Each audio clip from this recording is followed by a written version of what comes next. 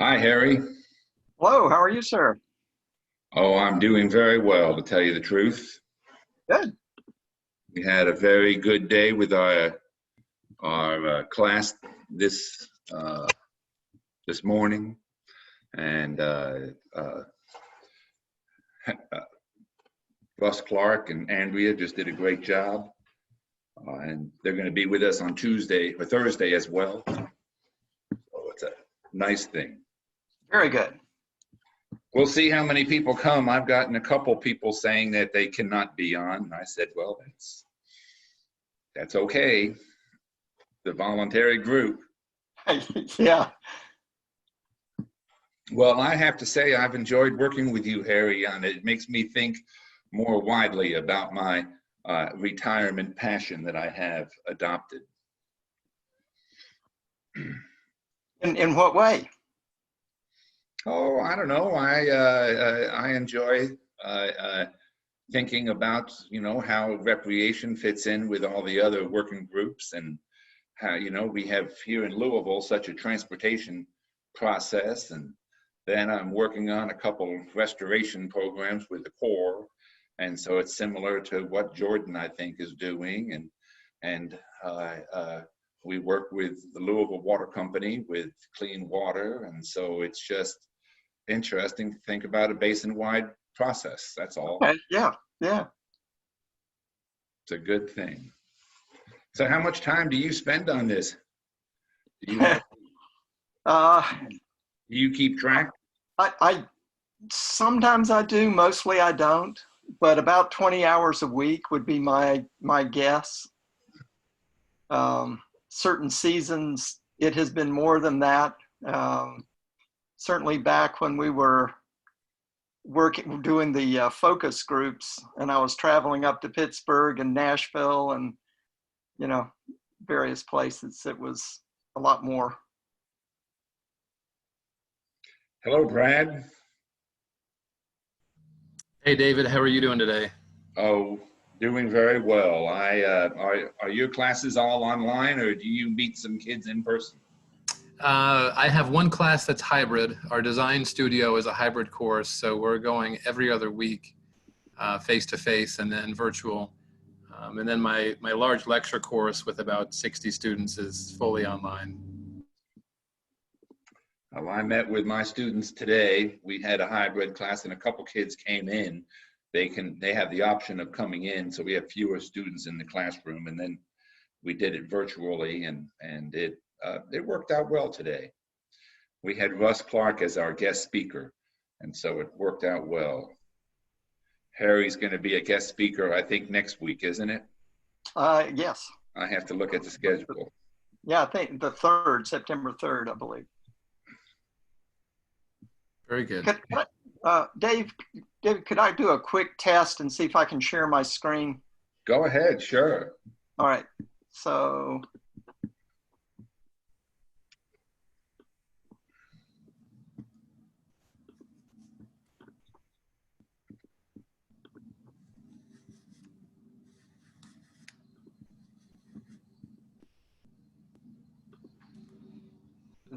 Did that do something? No. Okay. I have it here. I could call it up too if you have difficulty with it, but well, it should work. Yeah, it's just a lack of experience on my part, I am sure. Okay, share. Open system preferences. There should be on the bottom of your Zoom, you know, at least I have, it says share screen, and you click on it and then you choose what screen's open.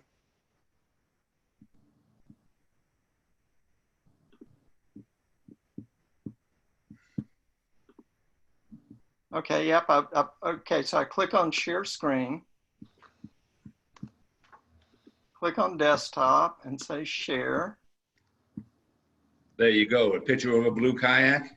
Yeah. It works. Okay, now let me just pull up my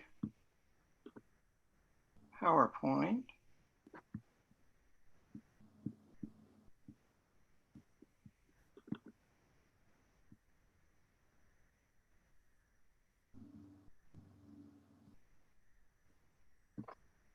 Hi, Brewster.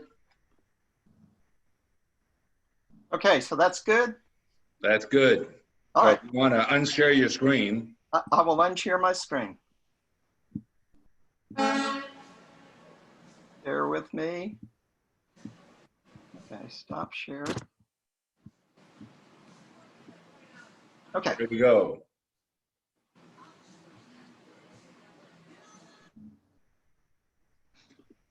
So Brewster, you found a place to be. Yep. Right on the water.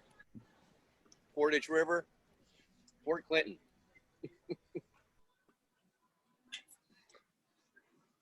That's a little better situation than I find myself in. Are you in the office? No, I'm in my basement, Oh, which is my office anymore, yeah.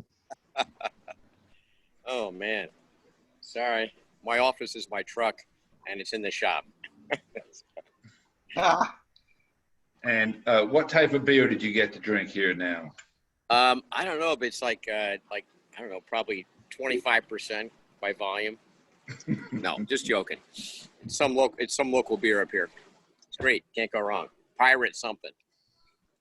So if you have to order another one, we'll excuse you from this for 5 minutes during the time. All right. I do have to leave at 4:45 to go pick up my truck before they close at 5:30. So I can stay on audio though. All right. Okay, sounds great. Hi, Sorry Victor. about How are you today? I'm great, thanks. How are you? Oh, I'm just doing dandy. It's a beautiful day here in Louisville. Yeah. Well, we have it's right at 4 o'clock, and we're missing a few people, but I think we just get started. And welcome to the first meeting of the Recreation Working Group. I sent around a schedule. Just to reiterate it again, you know, this is a voluntary group with no charge account. And so we're here to, you know, our charge is 2 years to think about this 5-year plan that will be adopted by the Army Corps sometime soon. And the process that goes on with it is that once the Corps adopts this overarching plan, then the Ohio River Basin Alliance has an opportunity to say yes or no or whatever. And hopefully they've reviewed it quite a number of times. And so I think it should be pro forma. And then it goes to Orsanco, and so up and down the lines. So welcome to the committee. There are 6 other working groups, and part of our purpose today is to really hear from Harry Stone, who is the titular head of the overall group. And he's going to sort of provide an overview of what is occurring with ORBA and with this planning process. And we'll also have an opportunity to go forward and ask him questions. So, you know, any clarifying issues, because sometimes I find that once you start on a long-term project, all the end parts are not exactly known, but it's better if we have a pretty good idea of where we want to be in 2 years. I did send out an agenda, and we're getting up on introductions pretty soon. But one more thing is that this is an exclusive group because we've all been approved by a distinguished board of overseers of the Ohio River Basin Alliance. And so every single one of your names was read off, and we talked about each person. And so the 20-person or almost 20-person steering board unanimously approved all of your requests to participate in this work, and we wish to thank you. A final piece with that is Harry is going to create certificates of acknowledgement that you've been approved that can be used for any needs that you might have with your supervisors and on. So it's an official appointment. Harry, anything else that you want to sort of say about that can't wait till your time? Nope. All right. Well, I'll start off, and my name's David Wicks, and I have 1 minute. I'm going to try to keep to it. I'm a co-chair of the Ohio River Recreation Trail. I'm a retired educator who spent 32 years within the Jefferson County Public Schools as a environmental education person, coordinator. I'm a great believer in professional associations. I was president of our North American Association for Environmental Ed and president of the Kentucky Association for Environmental Ed, and on and on and on. I'm also very involved in land trusts, and so I keep myself busy in my retirement. And it's a pleasure to serve on the ORBA's steering committee now and to help facilitate this process. So if you can go through and unmute yourself and then mute yourself back up when you're done. So Harry, why don't you go and we'll just work our way around this thing. Sure, I'm Harry Stone, and I'm actually the vice chairperson of ORBA at this point. I will move into the ORBA chair seat in October, well, at the end of September. I have served as the Orsanco ORBA non-federal sponsor lead on the Planning Assistance to States initiative that we have done with the Corps of Engineers. Prior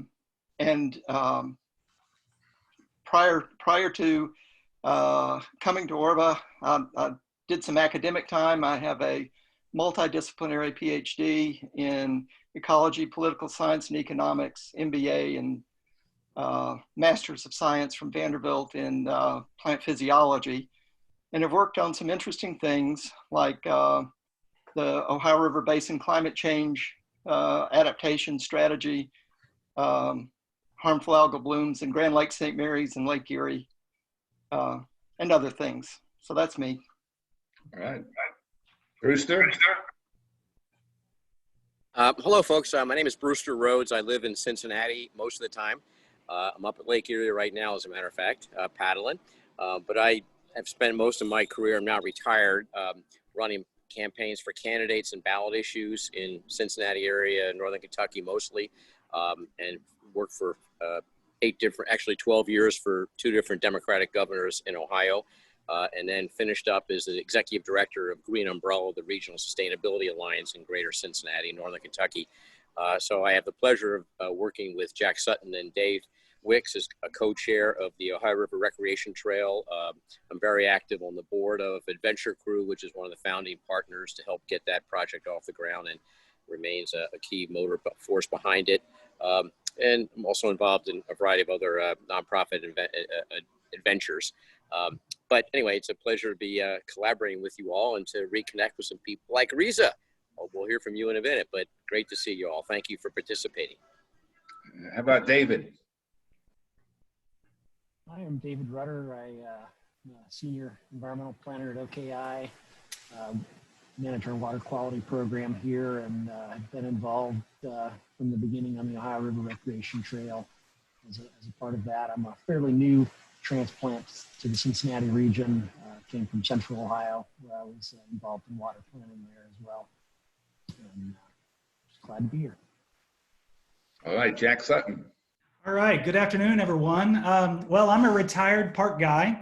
Live in Aurora, Indiana, but spent most of my professional career with Great Parks of Hamilton County, which is the metro park serving this greater Cincinnati area, in the last 17 years of that career as their CEO and executive director. But right now I'm involved with a variety of things. I'm involved with 2 different land trusts, helping with land acquisition strategies both in Southwest Ohio and Southeast Indiana.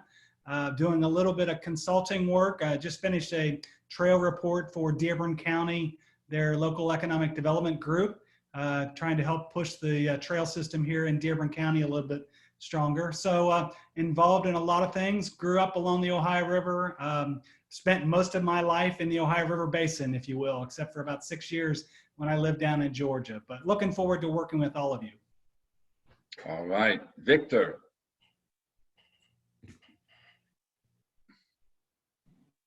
Okay.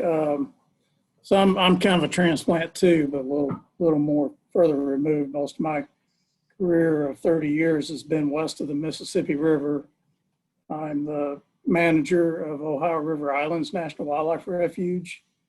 Have been an active paddler and outdoor recreation type oriented person. So this kind of falls into my wheelhouse, and it's taken me a little while to kind of get up to speed on managing this type of refuge. There's really very few others like this refuge, if any others really.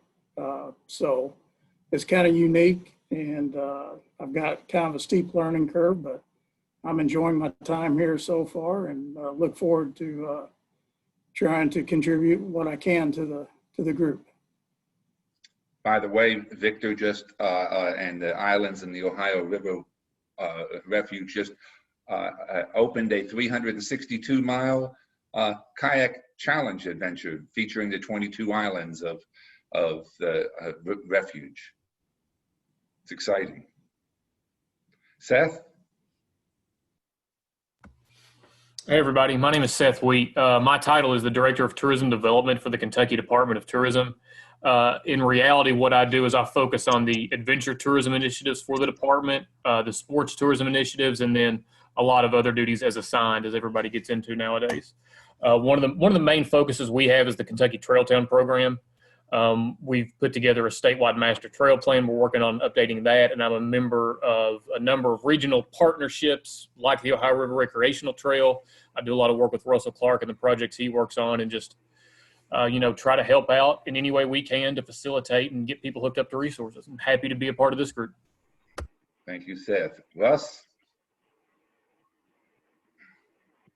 Good afternoon. I'm Russ Clark, landscape architect with the National Park Service Rivers, Trails, and Conservation Systems Program. I'm stationed in Kentucky at Mammoth Cave. I originally came from Michigan. In the private practice world, I had a consulting company for years in Michigan, but I've joined the Park Service 9 years ago and thoroughly enjoy assisting communities realize their dreams. Thank you. Thank you, Russ. And Brad? Hi, so I'm Brad Collett. I'm an associate professor at the University of Tennessee in Knoxville, Tennessee, a bit of an outlier here amongst this group, though I do have roots in Cincinnati. I grew up in Cincinnati, Ohio, in Blue Ash, and spent time growing up on the Ohio and paddling on the Little Miami with Boy Scouts and that sort of thing as well. But what brings me to this group is I'm also the director of the Tennessee Riverline Partnership, and it was from one of my design studios 4 years ago that the vision for the Tennessee Riverline originated. And since we've been working on developing a robust consortium that includes the National Park Service and the Tennessee Valley Authority and other state and local agencies that are working to make this vision become a reality. It's a vision for a 652-mile water trail from Knoxville to Paducah along the Tennessee River's entire reach. But at a more strategic level, it's a project designed to reintroduce a region to its storied river and to its legacy, and thereby challenging them to rethink that relationship and unlock the river's latent economic and public health potentials. We've had a very successful last 12 months, and just recently we closed our application period for our first ever cohort of Tennessee River Towns program applicants, and we were pleased to share that we had 17 communities, or 17 applicants that represent actually 33 communities around the river's reach express interest in being a part of that. So we're working through that now, and we'll be announcing our enrollees in the middle of October. Sounds great. You know, one other thing about Brad is he is a keynote speaker at the Ohio River Summit coming up in September 30th, October 1st, and October 2nd. Looking forward to it. Risa.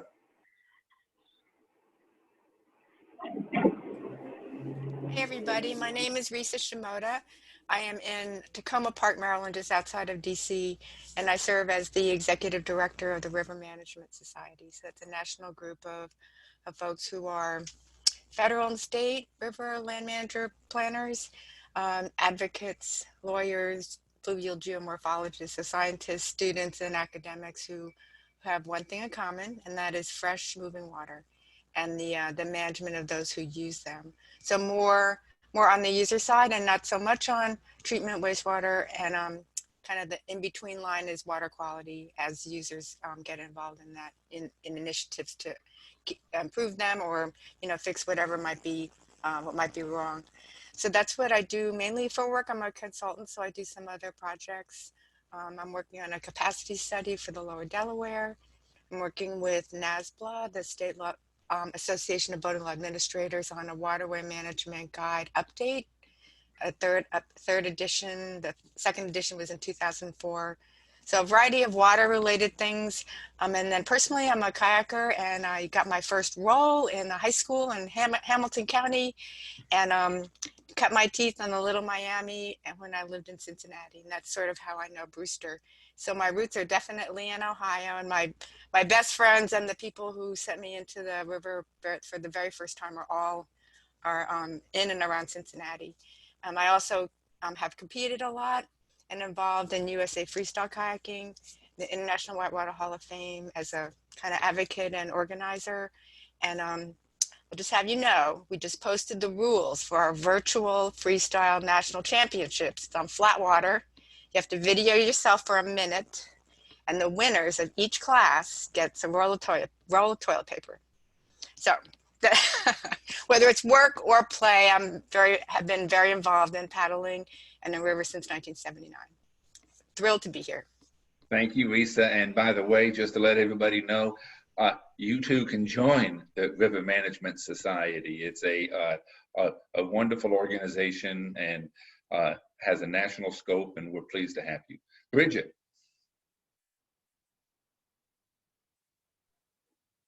Hi, my name is Bridget Taylor. I'm an environmental scientist at Orseco.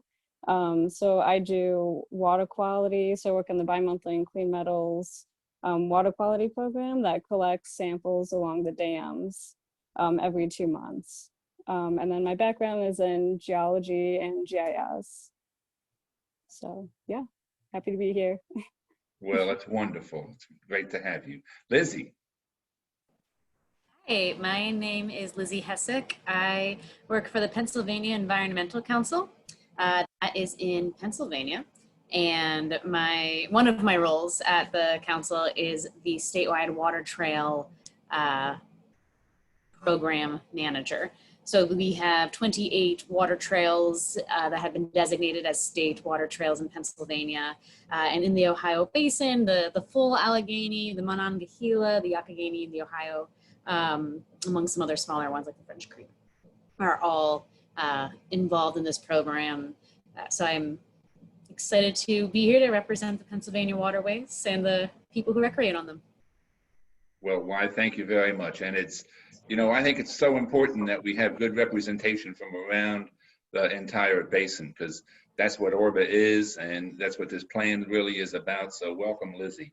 I spent a weekend in Cincinnati for an academic conference, but other than that, I haven't been west of Pennsylvania, so it's pretty exciting. You haven't been west of Pennsylvania, and never intended. Why would you leave Pennsylvania? I think we should have a field trip, you know, road trip at some time. Harry, I hope there's funds for road trips, you know. We also have a guest here that is a very important person, and that is Heather Mayfield, who is co-chair or chair of another one of these working groups. And I just wanted to give Heather a chance to introduce herself. Hi, good afternoon. Thank you, David.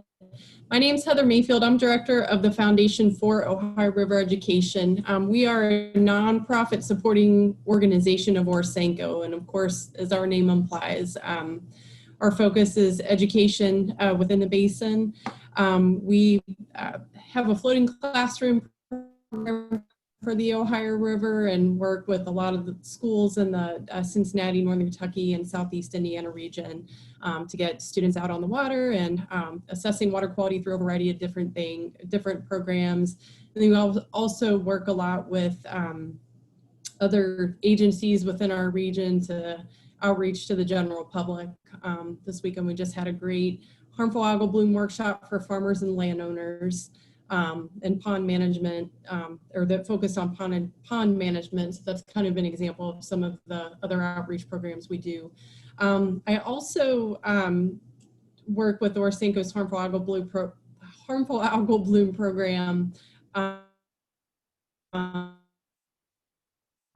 and do a lot of the taxonomy from the samples that are collected from the different fixed monitoring stations along the length of the Ohio River.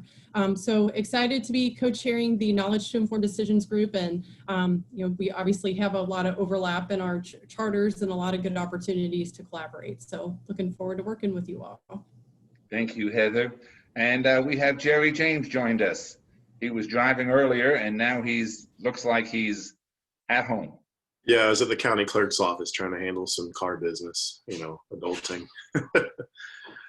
So yeah, Jerry James, founder of the Explore Kentucky Initiative, which is like an environmental and outdoor social enterprise, kind of like jack of all trades, outdoor recreation, paddle sports, you name it, trail stuff. I'm also the ACA state director for Kentucky, which is something David wanted me to really hone in on. I've been involved with the ACA since 2015, stand-up paddleboard instructor, level 1, canoe instructor, level 2. I also have been really honing in and growing paddle sports fitness and paddle sports racing across the region in Kentucky, Ohio, and West Virginia. Yeah, do a lot of stuff. Know a lot of cool people here, and I'm excited to be part of this group. Yeah.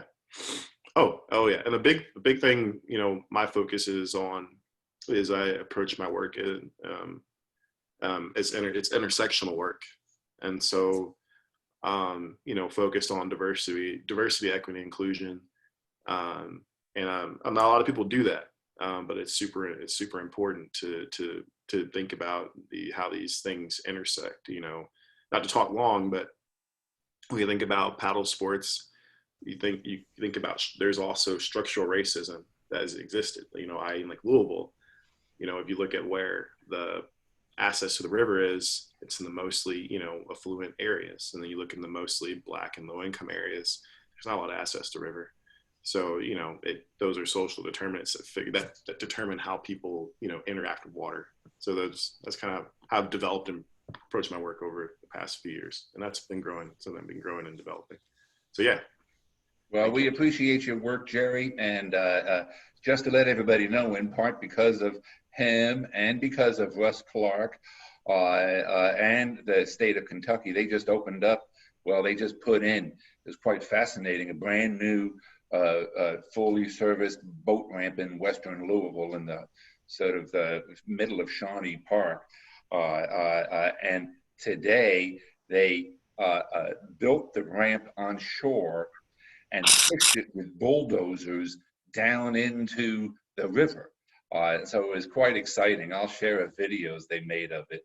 So it's just a wonderful system for our city and our access to all of the folks that live in our community. Tremendous fishing opportunities and tremendous boating opportunities. There's a plan that they want to work with Russ on developing a $10 million Shawnee Outdoor Learning Center in the western Louisville, and that will be featured actually at the or on the Ohio River Basin Conference coming up on October 1st. We have Russ Barnett joining us. Russ, just to let you know, you owe 20 minutes on the theory of recreation. No, who are you, Russ, in 30 seconds or less? I'm Russ Barnett. He did good. I co-teach with Russ, and I have taught many classes with Russ over the past many years. We've taken students to China, to the Everglades, and now we're focusing on the Ohio River. And he's a wonderful researcher at the University of Louisville. So he's sort of a behind-the-scenes guy in many ways. We have a couple things we want to do today, and we want to make sure we get a good handle on what we're about and how we work with the other groups. And so Harry has agreed to give an overview of the whole process. And I have two favors to ask as you're listening to him. If you have ideas or suggestions or anything else, use the chat feature. We are recording this and we record the chats too. So, you know, chat away. And at the same time, listen to Harry. If everybody could mute their selves besides Harry, you're on, Harry. Okay, can everybody hear me? Okay. First of all, I thank you all. This is an impressive group, and I truly am honored for this opportunity to share some thoughts about the Ohio River Basin-Wide Strategy, and specifically about the nature-based recreation working group and some of the things that we're hoping for. In the next few minutes, I'll cover a little bit about our vision, an overview of the planning that's been going on and kind of where we are with that. I'll talk about the working groups and the charters, which I'm titling Get to Work, because this is where it all really starts happening. And then I'll be glad to answer any questions as best I can.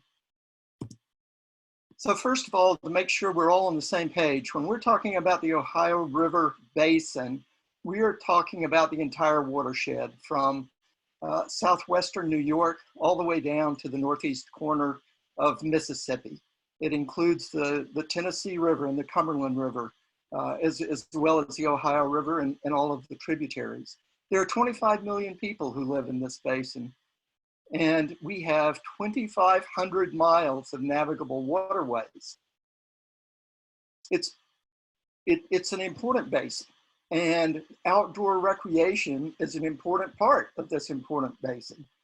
The Outdoor Industry Association did a study, and they found in the major states in the Ohio River Basin, just looking at those, Indiana, Kentucky, Ohio, Tennessee, West Virginia, there were 757,000 direct jobs with wages of about $24 billion. So this is a big deal, and it's a big opportunity. The vision we have is really to take advantage of what we believe is a once-in-a-generation opportunity to enrich lives in the basin by expanding our basin, our nature-based recreation. And a quote from the Outdoor Industry Association, investments in outdoor recreation on public lands and waters earn compounding returns in the form of healthier communities, healthier economies, and healthier people.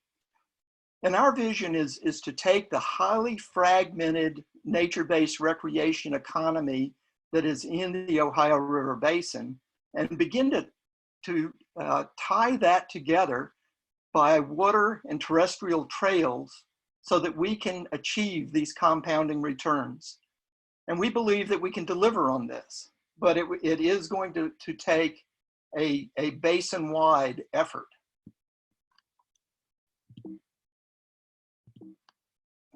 Let's see. Okay. One of the key points is that this is not something that Orba is just doing on its own. the truth of the matter is you all already have this underway. So we're not starting from scratch. And what is really envisioned is that the working group can provide the opportunity for collaboration and cooperation among the various efforts that are out there already, so that we can pull all those together in a coordinated way. And so how we will get there is to coordinate and leverage the existing organizations and efforts, engage the river communities, and hearing from, I believe it was Brad talking about the work in the Tennessee River. I mean, that's so perfect. Increasing outdoor recreation access and inclusion. And as I hear Jerry talking about that, that's important.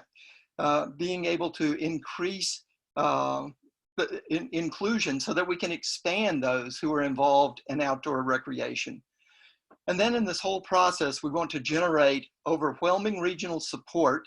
And then as appropriate, we'll be able to speak as a basin in a unified way to our Ohio River Congressional Caucus. So a bit about how we got here. Back in 2009, there was a summit held by the U.S. Army Corps of Engineers, or SANCO, and the U.S. EPA. And what was recognized is that the Ohio River Basin got left out of a lot of things because it did not speak with a unified voice. And so coming out of that, they had a vision that of creating, of developing a collaborative strategy that would enable the Ohio River Basin to speak with one voice, thereby gaining leverage, influence, and funding. And so at that time, the Ohio River Basin Alliance, ORBA, was created to pursue that vision. And over the last 10 years, we have had collaborative summits that have occurred in 6 of the basin states, and we've worked on a number of projects. But one of the big exciting things that has happened recently is in 2019, we were able to get a Planning Assistance to States initiative. And this was done with ORSANCO, the Ohio River Valley Water Sanitation Commission, an 8-state commission with federal commissioners as well, serving as ORBA's fiscal sponsor. And the partnership was done with the Corps of Engineers, about a $400,000 project, and the state of Kentucky came in with significant funding, $150,000 to help match that project. So at the highest level where we are in that planning is we have 6 Ohio River basin-wide goals. They are healthy and productive ecosystems, abundant clean water, world-class nature-based recreation opportunities, the nation's most valuable river transportation and commerce corridor, reliable flood control and risk reduction, and knowledge and education to inform decisions. So one of the things that David asked me if I would do is talk about the interconnectivity of these various goals. And so what you see here are, in pink are the goals, and in blue are a few of the objectives that we're going after. And I've put in some of the interconnections between these working groups and the goals. And so the point here isn't for you to really look at this other than to get the sense that these things are all highly connected. So while the fishable, swimmable waters is an objective under the abundant clean water goal, obviously there are interconnections with nature-based recreation, with ecosystem restoration, with informed decisions, actually with all of them. And so our, as we think about the objectives that are within our area of responsibility, there's fully an expectation that there will be sharing across our working groups and collaboration among working groups. These cannot and should not be silos. So to the working group and getting to work. For each of the goals, the steering committee is looking to come up with an effective, energized working group that is chartered by the steering committee to implement the plan. We have selected 6 outstanding working group leaders. I'm just honored to have these folks working with us. They have the expertise and commitment to lead these efforts. And now we're putting together the working group members who are appointed by the steering committee. And they're the folks that have strategic interest and expertise. And we're looking to make sure that we have sufficient folks to be able to realize the plan. So within the working group charters, we have some routine stuff like expectations of meetings and minutes and reports. More importantly, the working groups are Orbit's liaison to the leadership of every strategic action within their goal. And we are also looking for you to deliver action plans for the strategic actions. We look to the working groups to be the experts who will advise the steering committee on what needs to be included in summits. And then we will be looking for an annual progress report for each strategic action.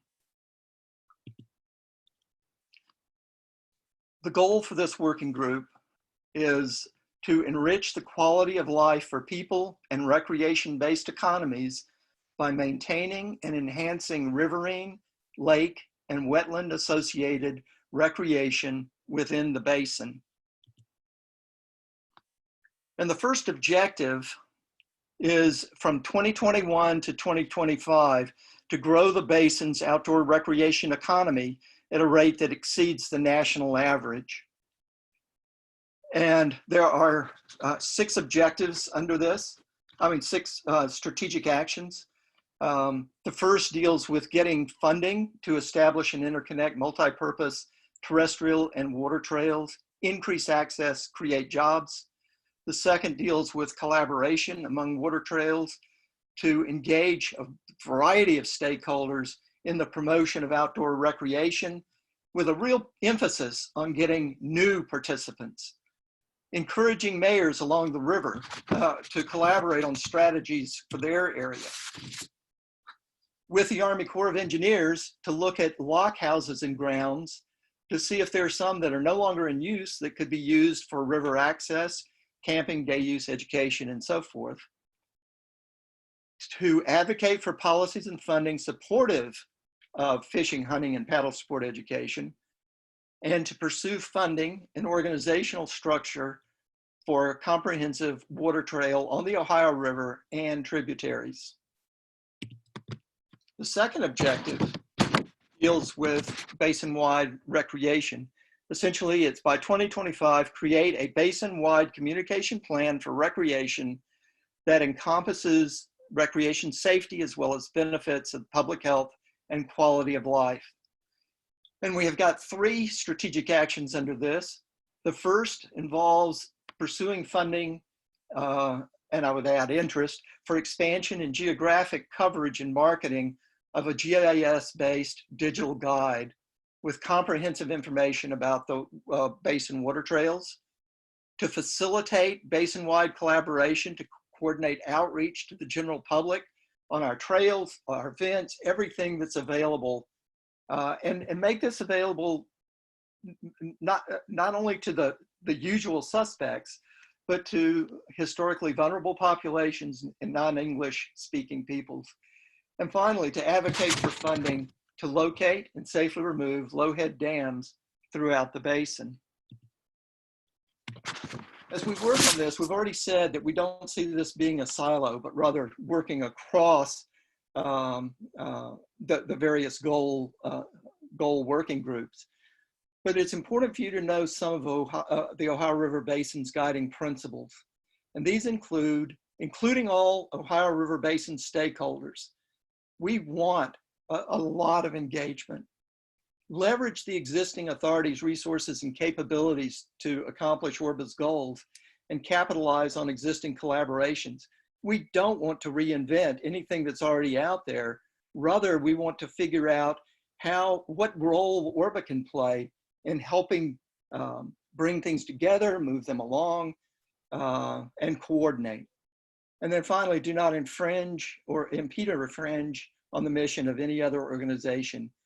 Again, ORBA should be a value add, not an in place of or a distraction from the things that are already happening. So with that quick overview, I would be glad to answer any questions. Just a couple of links here. The Ohio River Basin Alliance.com takes you to our website, which is on the Corps of Engineers site in the Huntington District. And then we have our symposium link. David was talking about some of that. And I will stop sharing. You know, let's open it up for questions. Just to let everybody know, we are going to spend the rest of the time on those 9 strategic actions. And so we can talk about those in detail in a minute or two. But are there any questions about, you know, the other working groups? They're quite fascinating. You know, the ecosystem group is chaired by the National Wildlife Federation. The transportation group is chaired by the Inland Waters Group. So very long established projects that we're interacting with. To me, it's fascinating because, you know, the Corps has done Ohio River plans for a long, long time. And this is the first time that I know of that it really actively includes recreation in the basin. So any questions for Harry before we jump into the next phase of our meeting? Very broad brush, the objective of removing all low-head dams, I understand for some recreational you might be creating more recreational opportunities in by restoring fishing.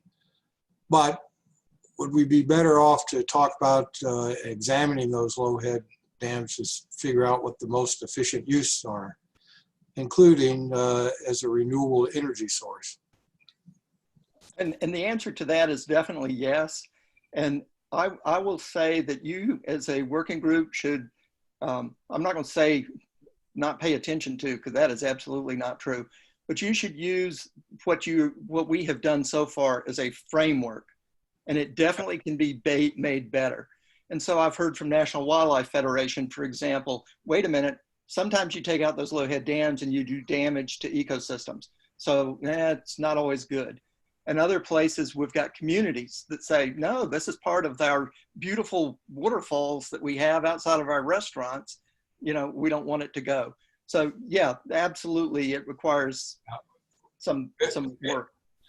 I like the overall approach, and most of it was uplifting, but I detect in that one sentence, then it's comes across as a negative that I can see that we have a lot of discussion. So it's more of how you frame that. And so I guess that's just a matter of whoever's working on that particular strategy to kind of think of the words that we're using. Or we could transfer it to, or we could transfer that goal to Jordan with the National Wildlife Federation. But Harry, I'd appreciate if you could, I'd like to have a copy of your presentation so I can mull it over more. We're cruising through it, but it would be very helpful for all of us to have that, quite frankly. Sounds great. Any other comments?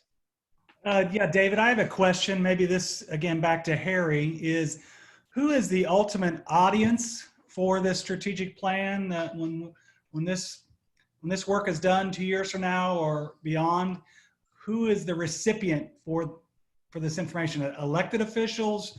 Is it the Corps? Who is the audience we're speaking to? It actually has a broad audience. And so we anticipate it It's in the Corps of Engineers quality assurance review right now. We expect to have it within the next couple of weeks. And ORBA, because we're a little bit more flexible as an organization, will probably take the first cut at approval and endorsing it. We anticipate that Orsenco will be taking a look at it and voting endorsement in their next commission meeting. And we're going to be encouraging organizations throughout the basin that say, yeah, we like this, to be signing on to it. And then, so for switching over to the ecological restoration piece, National Wildlife Federation has assigned Jordan to work on this as his job. And so over the next year or so, I mean, the first thing he's doing is beginning to put together a large coalition of NGOs to be supportive of one of their goals, which is Ecological Restoration Initiative for the basin. And then there's science work that's already started and will be continued, looking at what the needs are in the basin for an ecological restoration project. And then coming out of that will be communications to our congressional caucus with a justification and with advocacy. So that's that piece. We have, I'll give one more example and then I'll shut up. But we have, in a very different way with the transportation, when we're talking about river navigation, there's a Inland Waterways Users Board that does a report to Congress on what the needs are. And our chair is the past chair, I say our chair, our leader of that working group was the past chair of the Inland Waterways Users Board. And so there, what we're really doing is much more of a liaison to that group, because they already have done substantial work on what's needed for the basin. And so there we're in much more of a liaison relationship and endorsing what they're wanting for the basin, more or less. So with your group, you've kind of got a deuce mixture. You've got a lot of things that are already going on. And what we want to do is just make sure that for those things that are already well underway, we just want to make sure that we've got a good liaison relationship so that we know how to help them. For other things, you know, it's going to be this group that says, how do we collaborate? How do we coordinate in order to make this bigger than just my individual river, my individual tributary? How do we make it more of a basin-wide vision for recreation and tourism? I think another answer or another way to think about it also is that some of the projects can be done immediately and working together. Some of them might require significant additional funding. And the example has been brought up many times, even Harry in his talk earlier, that the Great Lakes Initiative has received billions of dollars of dedicated funding for the Great Lakes. The same thing goes with the Chesapeake Bay or the Everglades. And so the intent is to explore the feasibility of having a dedicated funding stream for the Ohio River Basin for all these initiatives. Is that correct, Harry? Yeah, that's absolutely correct. So in 2009, when that summit was held, one of the key things that was being brought up was, while the Great Lakes was organized and was receiving at that time $450 million, which they have gotten, you know, comparable amounts for a decade, the Ohio River Basin, which has very similar problems and some that are even different and bigger, was not even part of the geographic program. And so getting to a geographic program, and I would say on the order of $3 billion over a decade or decade and a half, is part of what we are really hoping for and pushing for. Answer your question, Jack? Anything else? Harry, I have a quick question. Objective 1, you mentioned, I'm paraphrasing, this basin to outpace the national average on the outdoor recreation economy. And you mentioned Outdoor Industry Association earlier, so I'm assuming you are going to use their research and their metrics to kind of judge us versus the national average. Is that right? That's the data that we had used in the planning process. And I think at least part of theirs comes from the Bureau of Economic Analysis. So those data for kind of where we are today are there. And my expectation is we would probably follow up with that association to see, to make sure that we can get the data in the future. And it's best I can tell, we can only get it at the county level. I mean, at the state level. Yeah. That's kind of what I was gearing towards is, I think on one hand, I think they do those national studies every 5 years. So we should do one in like 2022. And I'm sure a lot of you all have some contacts there, and it may be worth reaching out to them to say, hey, we're trying to pull a little, because I need that kind of data too. And you're right, it's statewide, and that's great, but the more you can drill it down, the better off we all are. So as part of a group, we could say, hey, here's a lot of interest. If you all could get us some more targeted information or more targeted data, that might be something we could take to them as they're planning for their next national study. That sounds great. Y'all were going to work. Seth, I have raised to the steering committee that same issue because all of the other working groups have a similar deal that, you know, what is the impact of transportation on the river, and what is drinking water's impact? And so I have encouraged the steering committee and the folks at Marshall and Erie to think about a dedicated economic impact. There was one done in 1994 by Miami University that looked at the entire basin. And can another one be done that's above and beyond the outdoor industries piece? You know, I think it's a good one. I think in part it's based around sales, and you know, it's an interest. You know, it's a retailer organization. That, you know, that's what it is. And so, can we get an independent economic analysis of all these different aspects of it? And I think that's a larger issue, and because that's our goal, is to increase the economic activity. We have to know what our baseline is, and right now it is that national study. Thank you very much, Harry. What we want to do in the next probably 10 minutes, and oh, by the way, just to let you know, Harry is very responsive. If you ever have an independent question, or you know, just send him a note, and he's on that email.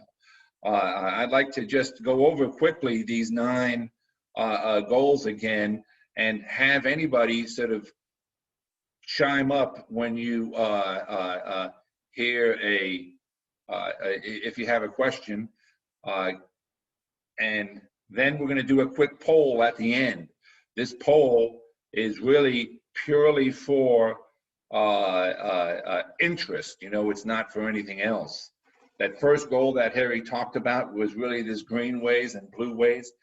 You know, the terminology has changed a little bit, even though the ideas are the same.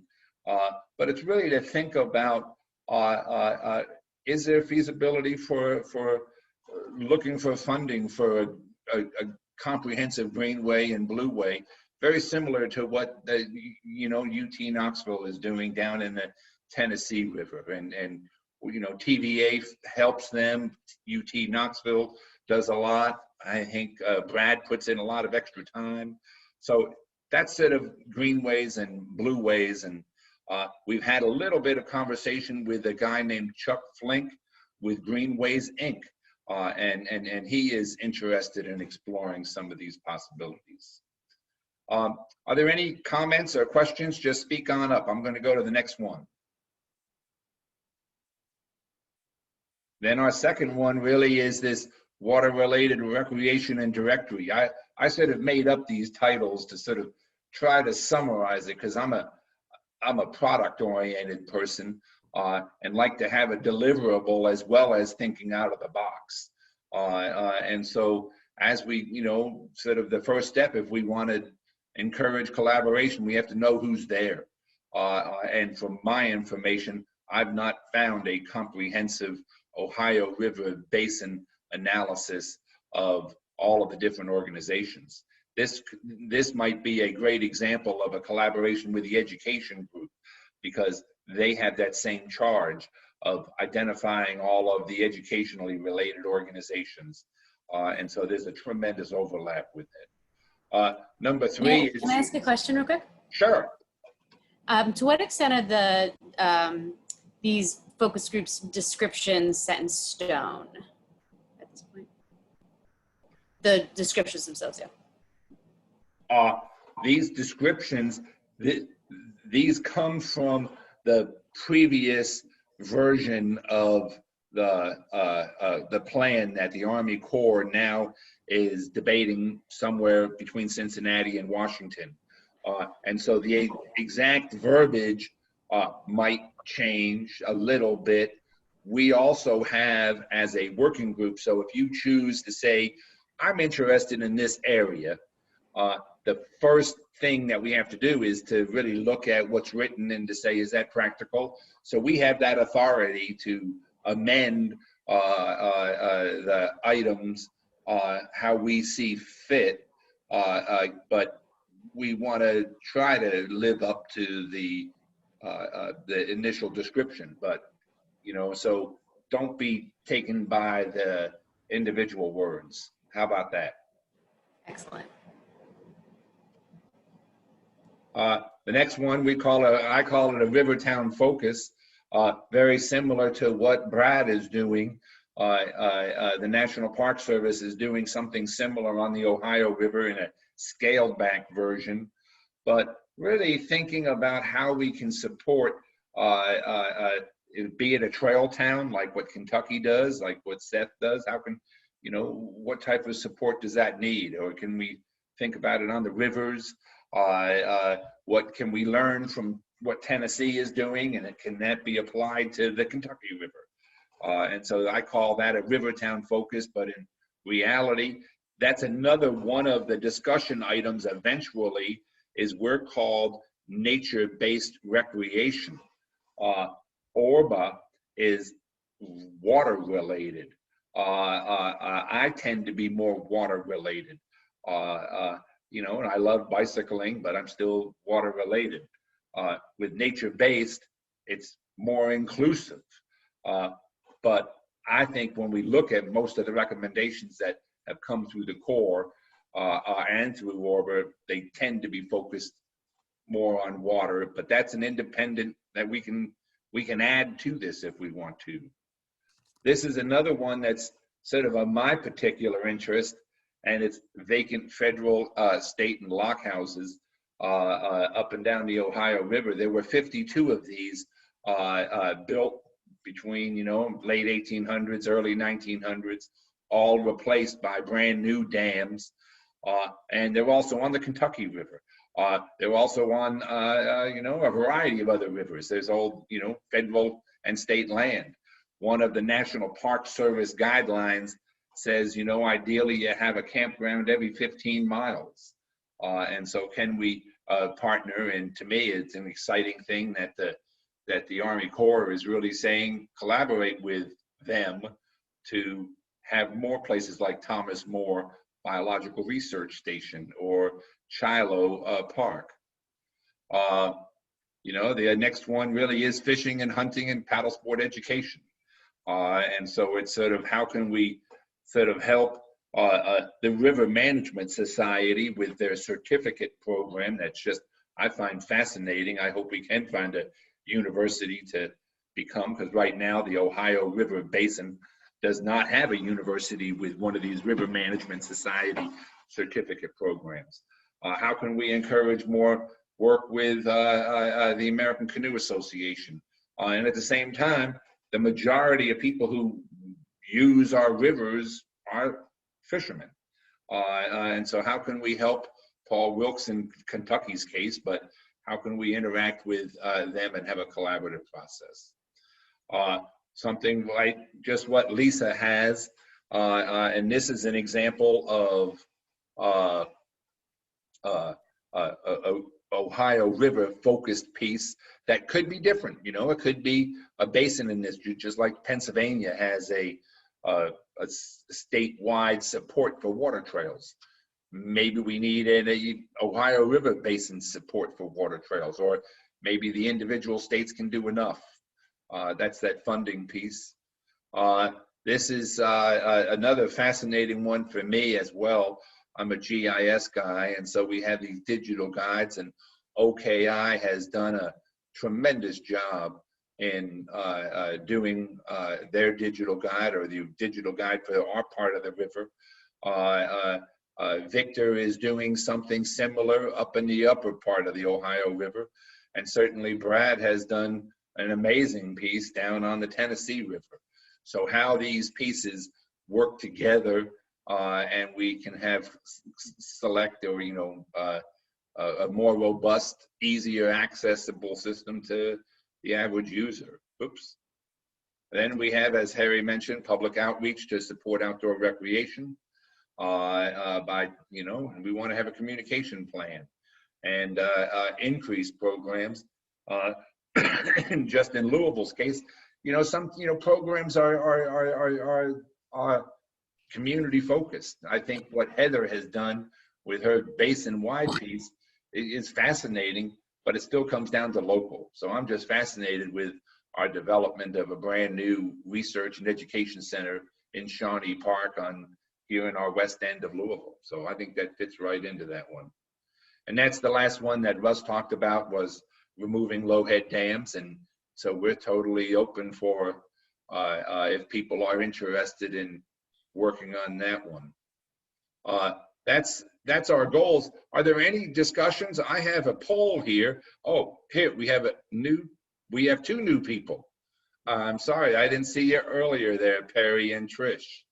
So before we jump in on our goals, are there any questions, any thoughts, anything we want to bring up before we do this, before we have Perry and Trish introduce themselves? Because they just came on. David, I'd like to discuss for a second the idea of getting people connected to the Ohio River. So we have already large festivals on some of the smaller towns, some of the larger towns. Cincinnati has their River Fest. We have our something similar in Louisville with the hike, bike, and paddle.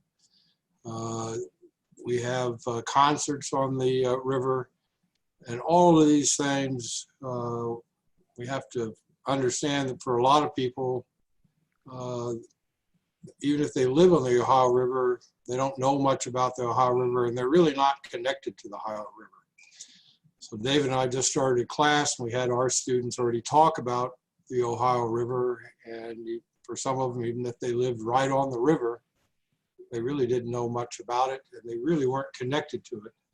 But it would seem to me that maybe part of the goal would be to help collaborate between all of these different festivals, similar to other communities where they get the synergism of a larger, be able to reach a larger group of people, and they can provide timetables so people can understand there's a whole bunch of events all up and down the river.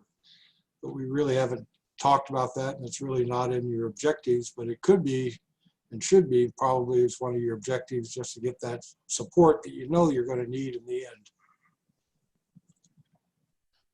Russ is just creating another committee. It's a pleasure. But no, I think it could really fit maybe in that public outreach piece. And maybe we'll find as we go forward, we need to create another another working part of our group. You know, I'm working now with a fascinating group called the Forecastle Foundation, and they have, I don't know, 80,000 people come to a music festival that's dedicated to environmental understanding, and really it's a music festival on Louisville's waterfront. And they reinvest all their profits into local environmental projects. And so, you know, how can we link those festivals? You're right, it's a big one. Thank you, Russ. I guess my main point was that we keep using the word recreation, but typically I don't think of recreation in the same way as some of these festivals, or even Louisville's Thunder over Louisville, which is the largest firework display in the world. Hardly would, I don't think of it as recreation, but it's dependent on the river, and the whole event and the whole air show that goes with it are all right on the Ohio River. So it's an opportunity for us to, when we attract large crowds like that, to communicate and to get people to understand how the Ohio River links all of us up and down the basin. Sounds great. Perry, who are you? And sorry for not having you introduce yourself earlier. My apologies for not being here at the start, everyone. Yes, I am Perry Thomas. My title is Salt River Basin Coordinator with the Division of Water. I also happen to be the president of the North American Lake Management Society, and was called into a meeting that overlapped with this one. So I apologize for that, but I'm glad to be seeing you all here today, and I look forward to participating on this committee. There are a few lakes in Kentucky and in the Ohio River Basin, aren't there? Trish. Hi, David, and everybody else. Again, my apologies as well. I am on Central Time and did not think about that until just recently. I'm actually on the Wisconsin River right now, having just ended my paddling for this summer. I saw David put that in my bio. I paddled the Ohio River from Pittsburgh to Louisville in June and July, and then I paddled about 170 miles on the Wisconsin River just in the last couple of weeks, and I'm at the house I grew up in central Wisconsin. So I'm just an avid river person. It's in my blood, and an educator, retired educator working on education reform in Pittsburgh. Thank you, Trish. You know, it's a fascinating deal that Russ brings up also is, you know, while I think Trish is a fascinating example of a diehard paddler who loves getting out on the river and sharing it, reading some of Wendell Berry's books or Harlan Hubbard's, I just found out that the University of Louisville has every journal page written by Harlan Hubbard. And so you could go down in the bottom of the library and flip through his handwriting journals. It's quite amazing. And so that's recreation to me as well. So let's really take a wide definition of recreation, you know, reading about the river, listening to music by the river, watching birds. You know, maybe there was even a guy named Sid Arthur who sat by the river and smiled a lot, and so contemplated. So Russ, let's do that. I have a poll here. This is a challenge here for everybody. And so this poll is pretty open-ended. It's pretty simple. It just says yes, maybe, and no. And this is anonymous right now. I will get the final report eventually, you know, when I finish the email, because we're recording this, by the way. These are our minutes. So the chat is our minutes, this video is our minutes, and these polls are our minutes. And so I'm asking if you could spend a couple minutes just sort of going through and picking out 1, 2, or 3 of these actions that, yes, you want to work on it. Maybe you might want to work on it. It depends on who else is on there. You might want to or it could be time. And no, I just don't have the time. Doesn't mean you're not interested. It's just because I go by a thing called under promise and over deliver. But at the same time, this is a working group. And so no freeloaders. So just go ahead and put down your thoughts. So far, we've had 4 people vote. So just take a couple minutes. All 9 of them have a piece on there.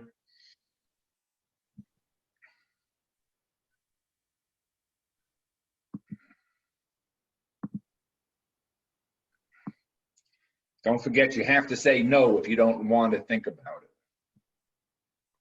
To submit your answers, you have to answer every question.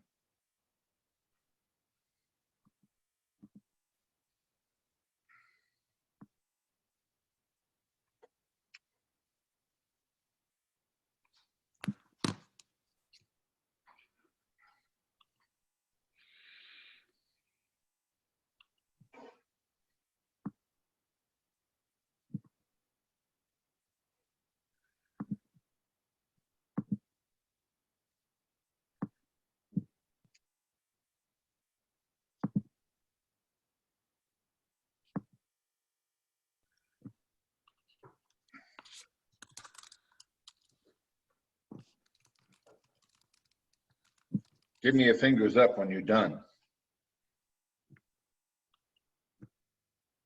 We have a couple more. That's fine. Take your time. My wife is a 3rd grade teacher, and she says there's a thing called wait time, which I'm terrible at. You know, like you're supposed to give people a chance to think instead of just act. Anybody else need more time? And so we'll end polling here and share the results. So we have, as we look through this, working on greenways, we have a big group interested in that. Water related, so there's directory and program support, 6 definite, 6 maybes, 2 who say no. Here we have working with river towns, 9 people, maybe 3. We have vacant lands, 5 and 4. We have fishing and hunting, 5 and 6. Funding for water trails, 5 and 4. Interested in working on digital guides for the rivers is 7 and 3. Public outreach, 6. And Lowhead Dams, 3. So what I'll do is I will take all those things down, and in the minutes, sort of list everybody's names. We've had a few people who had to leave and 2 people who couldn't attend, and we'll try to get in touch with those folks. It's 5:10. And we're almost done with that section right there. Any comments, any thoughts? I was quite surprised. I personally thought we might have ended up with 3 or 4 of the objectives that we're working on. It seems like to me we have enough people to do all of them. And so the next phase of this is thinking about if you want to be a committee chair, but that's not for today. The next item on the agenda is Heather, and Heather, you know, you talked a little bit about your commitment to doing collaborative work with the Education and Knowledge Group. Is there anything else you want to add for the good of the order? I don't think so. I mean, our Knowledge to Informed Decisions group has a pretty extensive charge of action items, but I think just a few just general overarching things that kind of come to mind is that both of our groups are really interested in reaching vulnerable populations. We also want to try to reach areas within the basin that are considered underserved areas that typically don't have access either to educational programs or recreation opportunities. And we're both really interested in promoting the value of the river, not only I think to the citizens within the basin, but also to decision makers within the basin. And as you guys all know, that's going to be a really important key to being able to effectively advocate for funding. I know that one of your strategic actions was advocating funding for trails and policies that support recreation activities, whether it's traditional recreation or hunting, fishing, that sort of thing. And both of us are really charged with somehow conveying the value of the river to our citizens and decision makers. And then it becomes a question of, I think recreation group has a really wonderful opportunity to connect people through recreation. I think, David, you've said before that education, what is your quote about education and recreation? It's about education is having fun through recreation is learning, is a fun way of learning. Education really is recreation with a purpose. That all recreation with education is recreation with a purpose. That all learning should be voluntary, and that's where it really happens. Right. So there's obviously a lot of overlap there. We have really unique opportunities to incorporate education, traditional and non-traditional, and citizen science and research through recreation activities and vice versa. And I think something that our group can provide to your strategic actions as well as kind of through our work is providing that good data that you need to quantify the economic value of the river and infrastructure and things like that. So I'm looking forward to working with you. And other than that, I don't think I have too much to say. I think as we get rolling on this, we'll start seeing even more opportunities where we can synergize. Thank you. This leads into our next discussion, because on September 30th, which is a Wednesday, which all of you can register now if you so choose. If you just want to participate in the one workshop, I'm not sure what registration is, but it's $25. But if you just want to come for a part of it, do you have to register? You can talk to Dr. Tamara Sluss about that, but it's on the 30th. And one of the reasons why I bring it up is we have now a short time on the agenda to share our work and to talk about our work with the other working groups. So, we'll hear more from Heather and how we interact together. And that virtual piece is still being discussed, the schedule. One thing with that conference, and we would encourage everybody to register for it, but is Wednesday, September 30th, we have, at least as of now, the only in-person project there. And it's called the Celebration of the Ohio River, and it's at our Waterfront Botanical Gardens. And if you want to come down to Louisville, they guarantee a socially distanced plant observation evening talking about water. So it's a nice event. And so I'll be sending out a couple emails about if anybody wants to participate and to sort of help think through what we could present during that time. Next item is September 10th. Dr. Chris Lawrence did a wonderful talk. As I mentioned, it was a 1994 Orsenko article written on the value of the Ohio River. And Chris is thinking about updating it. And so it's what is the value of the river. I'll be talking a little bit about this plan that we just did. And then Dr. Sluss is going to talk in greater length about the symposium, what's going to go on the 30th. So it's a promotional piece for the Orba and Port Cray meeting. My last piece on here is called Final Comments, and then we have our next meeting. Maybe we could start down at the bottom. Jerry, do you have any thoughts, any comments, any things for the good of the order? I'm always excited to work, with you, David. You do a lot of great work and help shape my career as a millennial outdoor environmental guy. So I'm excited. The big thing for me is I think it was Heather said, mentioning underserved populations, marginalized populations, is how can we get those folks in the room? Because typically I'm the black face that shows up in a lot of these spaces, and it's there are people out there that are interested in this work, want to be on the water, want to help their communities and stuff like that. And so what organizations can we partner with to get those people in the room so that we can train them up and get them in this cohort? So that's my thought. All right, thank you, Jerry, and thank you for your work. Brewster, any final comments or thoughts? Well, first of all, thanks for bringing this very broad cross-section of folks with varying and complementary skills. I think we have a great team here, David, and I think the challenge is going to be how do we focus down on each of these strategic initiatives and come up with very concrete, specific things that could be done, some with the required funding and some that could be done without substantial additional funding beyond what we already have within our organizational control within this network we have here. So I think the challenge is how do we get beyond talking about it, but figuring out what specifically could be done and what the timeline for implementation of those projects would be.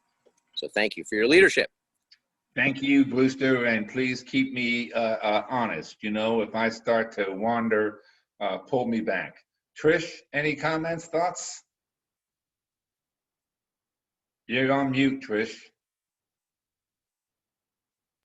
I like the idea of really getting people to understand the value of the river as a recreational resource and the health and wellness benefits of it, because I hear frequently in and around Pittsburgh on the rivers how, oh my gosh, you get in the rivers, what do you mean what do you do on the rivers? And so there's a lot of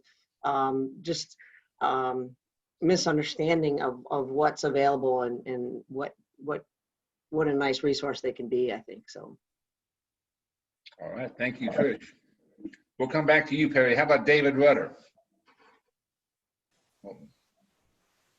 Nothing to add other than check out the Ohio River Recreation Trail digital guide.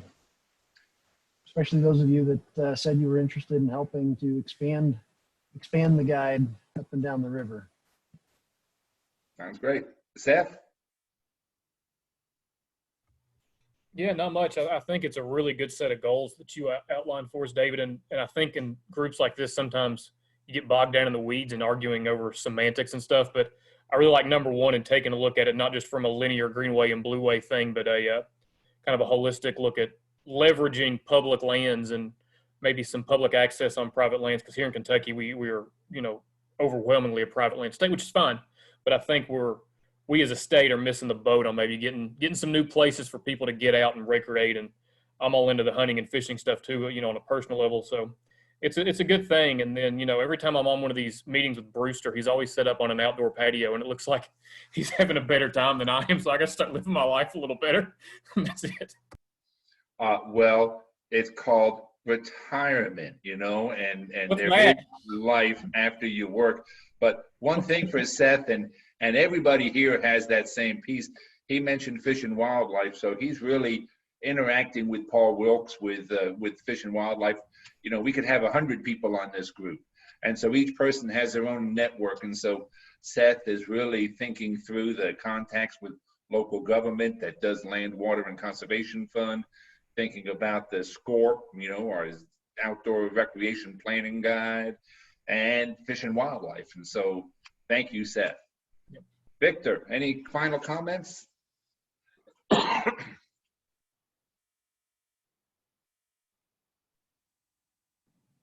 Get myself off mute there. I'm excited to work with this group of folks. Looks like a very good group of people, got their heart in the right places, and at least in my point of view, I do think that we can, like regarding the river guide, we can probably stitch together what we got going on up here with the kayak challenge, stitch that together with the recreational trail further south and extend that on up. And I think that'll be fairly easily done. And so I think that's one project that's a kind of a slam dunk. And so there's a lot of things that I'm encouraged to help out if I can, and look forward to proceeding from here. You know, we had in a previous call with him, he showed me actually the signs. They've already, U.S. Fish and Wildlife have designed the sign for all of the visitor and the day use facilities as they go up and down the river. So it's a kayak challenge. So this Ohio River Trail just doubled in length, you know, as a result of this. So Harry, it's really working well. You know, another piece, and we could go on with Fish and Wildlife, but we talked about the impact of recreation on us. One of the students today said, what is this impact of recreation on wildlife? And creating these ecological corridors, is that really a viable piece, and how these interact with our other working groups? And I'm just so tickled to death that you're here with us, Victor, because it really helps us broaden our view beyond our own personal recreational things. You know, how does it interact? Like, here's another good example. I went with the Kentucky State Nature Preserves Commission, and since 1979, they bought an island in the Ohio River called 6 Mile Island. They bought it in, you know, so 45 years ago, visited it maybe twice. They're sort of not sure how to manage an island.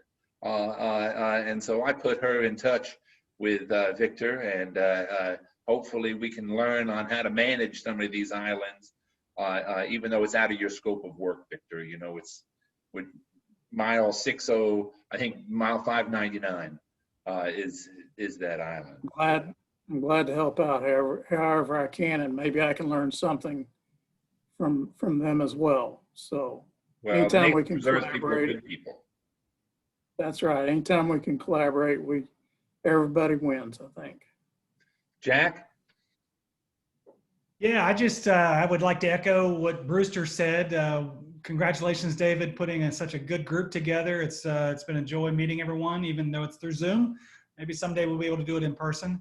For me, one takeaway, I think this is a great project. I'm always intrigued when I see the statistics from the outdoor industry. And when I share some of those with groups I meet with, especially the business leaders in the room, they start to perk up. So if one of the outcomes from this talks about the economic impact of outdoor recreation in the Ohio River or the Ohio River Basin, I think that'll gain traction in the long term. So keep up the good work, everybody. Risa? I agree with the other part of what Brewster said, is that I look forward to identifying what deliverables might be and then getting to it. I said I would help with everything. I'm very interested in all of it. So I look forward to it. And on the topic of what Jerry was talking about a little bit, you know, changing not even decades, hundreds of years of cultural issues is really difficult.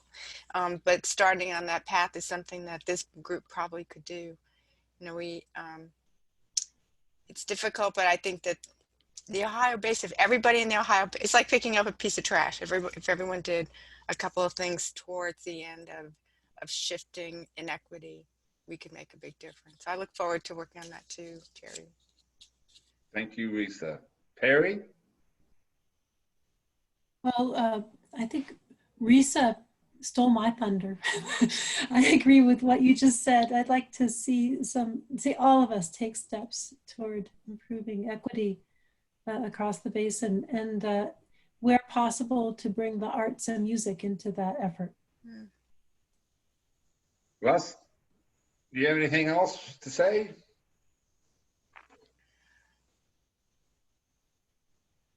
I feel what we need to recognize is as we break into these strategies and for some of the goals and objectives, that we need to kind of keep in mind what we can do in the short term, the midterm, the long term.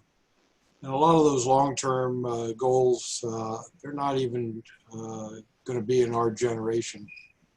And if we look at similar efforts elsewhere, this is a multi-generational endeavor to try to do what we're hopefully with our meet our goals. It's not going to happen just with us. So, but unlike Risa, I mark down no and everything. So I'm under-promising what I'm going to do. So if I do anything, I'm overachieving. But I've been involved with Perry, now the coordinator for the Salt River Watershed Watch. I've been involved with them for 22 years. Doesn't mean we've cleaned up all of our streams in Kentucky. I've been involved in environmental justice and here in Louisville for 23 years. Doesn't mean we've or now have no injustice here in Louisville, but we've laid some foundations for improving water quality. We've laid foundations for improving environmental justice. And if we can do that, then all of us have enough karma to make it to the next level. Thank you very much, Russ. Perry, you're the last on the agenda here. Any final comments? Again, just to say thank you. What an amazing group. I hope that Orba has provided a framework to this group that gives you the flexibility to go make some things happen. I think as a group you can. I would say use it as a framework. And you are the experts. And so feel free to exercise your expertise to make these things happen. Thank you very much. It was a good meeting, and I look forward to the next 2 years. I sent out the Zoom call URL is the same for the 4th Tuesday of every month. And if people want to come on down to Louisville for the festival or for the Ohio River celebration, we'd love to have you, but stay safe. Thank you very much. Thanks, Dave. Bye.